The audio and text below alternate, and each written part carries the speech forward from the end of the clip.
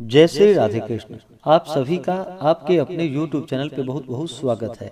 आइए आज आप सब जानेंगे वर्ष 2023 में करवा चौथ का व्रत कब किया जा रहा है। तो जानेंगे व्रत के शुभ मुहूर्त के बारे में, व्रत पूजा महत्व नियमों के बारे में, और इस दिन चंद्रोदय का क्या समय होगा, चंद्र दर्शन का क्या समय होगा। तो आइए जानेंगे इन सबों के बारे में। आप सभी भक्तों को करवा चौथ की ढेर सारी शुभकामनाएं। कार्तिक माह के कृष्ण पक्ष की चतुर्थी तिथि के दिन करवा चौथ का व्रत किया जाता है। करवा चौथ जो कि हिंदुओं का एक प्रमुख त्योहार है। यह भारत के पंजाब, उत्तर प्रदेश, हरियाणा, मध्य प्रदेश और राजस्थान का पर्व है। यह कार्तिक मास के कृष्ण पक्ष की चतुर्थी को मनाया जाता है। यह पर्व जो कि सौभाग्यवती सुहागिन स्त्रियां मनाती हैं। यह व्रत सुबह सूर्योदय से लेकर के चंद्रोदय तक जो कि निर्जला इस व्रत को धारण किया जाता है। इस व्रत को स्त्रियां अपने पति की लंबी आयु के लिए, अखंड सौभाग्य की प्राप्ति के लिए दिन भर निर्जला रह करके व्रत को धारण करती हैं और फिर शाम को चंद्रोदय होने के बाद चंद्र देवता को अर्घ्य प्रदान करने के बाद ही यह व्रत पूर्ण माना जाता है। इस व्रत में जो कि चंद्र दर्शन का बड़ा ही विशेष महत्व माना गया है। इस व्रत को ग्रामीण स्त्रियों से लेकर आधुनिक महिलाओं तक सभी नारियां करवा चौथ का व्रत जो कि बड़ी श्रद्धा एवं उत्साह के साथ रखती हैं। शास्त्रों के अनुसार यह व्रत कार्तिक मास के कृष्ण पक्ष की चंद्रोदय व्यापिनी चतुर्थी के दिन इस व्रत को धारण किया जाता है। पति की दीर्घायु एवं अखंड सौभाग्य की प्राप्ति के लिए इस दिन जो कि भालचंद्र गणेश पिंग नामक गणेश जी की पूजा करनी चाहिए।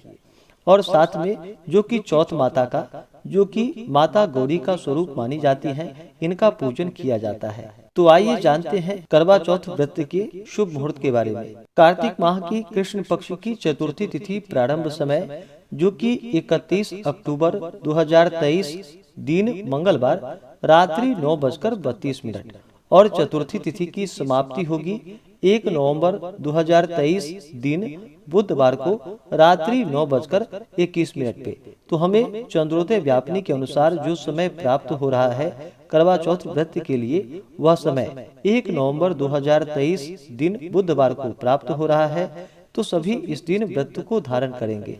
1 नवंबर को जो सूर्योदय का समय है, वह समय सुबह 6:05 और सूर्यास्त शाम 5:16। चंद्रोदय का चंद्र दर्शन का जो समय होगा इस दिन, वह समय रात्रि 8:01 पे।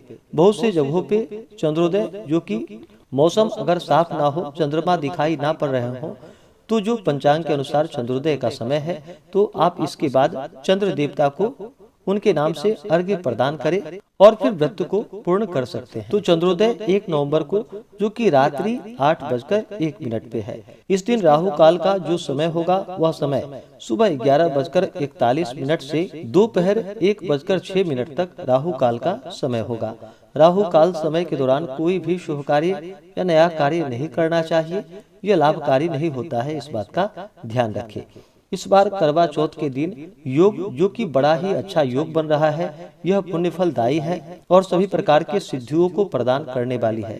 तो इस दिन सर्वार्थ सिद्धि योग बन रहा है जो कि सुबह 6:14 से अगले दिन सुबह 4:36 तक सर्वार्थ सिद्धि योग होगा। ब्रह्म मुहूर्त का जो समय होगा 1 नवंबर को, वह समय सुबह 4:14 से सुबह 5:03 तक। नक्षत्र जो कि मृगशिरा नक्षत्र रात्रि 4:37 तक। उसके बाद आद्रा नक्षत्र। जो भी करवा चौथ का स्त्रियां व्रत धारण करती हैं, उस दिन उन्हें चाहिए कि सुबह ब्रह्म मुहूर्त में उठ करके नित्य क्रियाओं से निवृत्त होकर के गंगा नदी में या घर के नहाने के पानी में ही थोड़ा सा गंगा जल मिला करके स्नान करना चाहिए, शुद्ध वस्त्र धारण करना चाहिए और व्रत का संकल्प लेना चाहिए।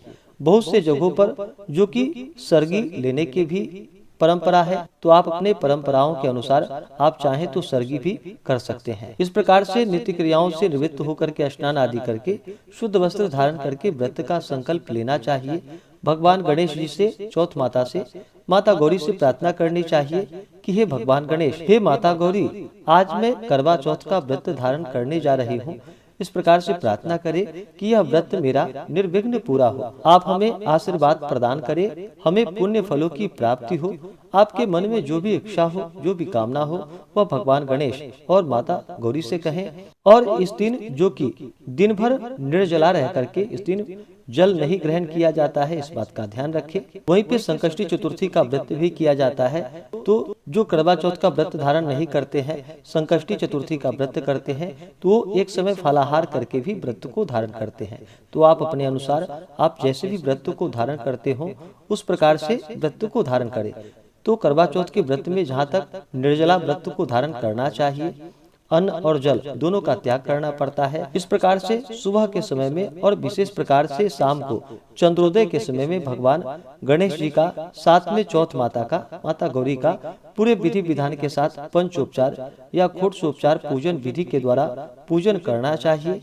और फिर करवा चौथ का व्रत का कथा श्रवण करनी चाहिए, आरती करनी चाहिए। और चंद्रोदय होने पर चंद्र देवता को कच्चे दूध का या जल का अर्घ्य प्रदान करने के बाद इस दिन चंद्रमा का जो दर्शन किया जाता है वह आगे छन्नी रख करके उससे दर्शन किया जाता है। छन्नी को आगे करके उसके बाद चंद्रमा का दर्शन किया जाता है। तो चंद्र दर्शन करे और फिर चंद्रमा को कच्चे दूध का अर्घ्य प्रदान करे या जल का अर्घ्य प्रदान करे और चंद्र देवता से भगवान गणेश जी से प्रार्थना करे कि हमें पुण्य फलों की प्राप्ति हो, हमारा सौभाग्य अटल हो। इस प्रकार से प्रार्थना करे। उसके बाद यह व्रत पूर्ण माना जाता है। इसके बाद स्त्रियां अपने से बड़ों का, जो कि उनका पैर छू करके, चरण स्पर्श करके उनका आशीर्वाद प्राप्त करे और अपने पति का चरण स्पर्श करे। उसके बाद फिर जल और फिर भोजन ग्रहण करना चाहिए। इस प्रकार व्रत को धारण करने से अनंत फलों की प्राप्ति होती है। व्रत के दौरान जो कि शुद्ध और सात्विकता का पालन करना चाहिए, तामसिक वस्तुओं का प्रयोग बिल्कुल भी नहीं करना चाहिए, ब्रह्मचर्य का पालन करना चाहिए। व्रत के दौरान किसी के ऊपर क्रोध नहीं करनी चाहिए, अपने मन में किसी के प्रति ईर्ष्या या द्वेष का भाव नहीं लाना चाहिए और पूर्ण श्रद्धा भक्ति भाव के साथ व्रत को धारण करना चाहिए। इस दिन स्त्रियां जो कि 16 श्रृंगार करके व्रत को रखती हैं और भगवान का पूजन करती हैं, माता गौरी का पूजन करती हैं। इससे भगवान गणेश और माता गौरी का कृपा प्राप्त होता है, जिससे सभी प्रकार के दुख और कष्ट दूर हो जाते हैं तथा सुख और समृद्धि की प्राप्ति होती है। तो आशा करता हूँ कि यह जानकारी आपको अच्छा लगा हो।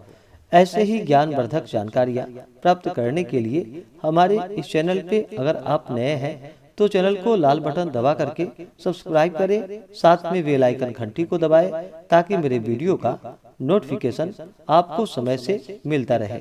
वीडियो को लाइक करें, शेयर करें। सुखी रहें और स्वस्थ रहें। जय श्री राधे कृष्ण। धन्यवाद।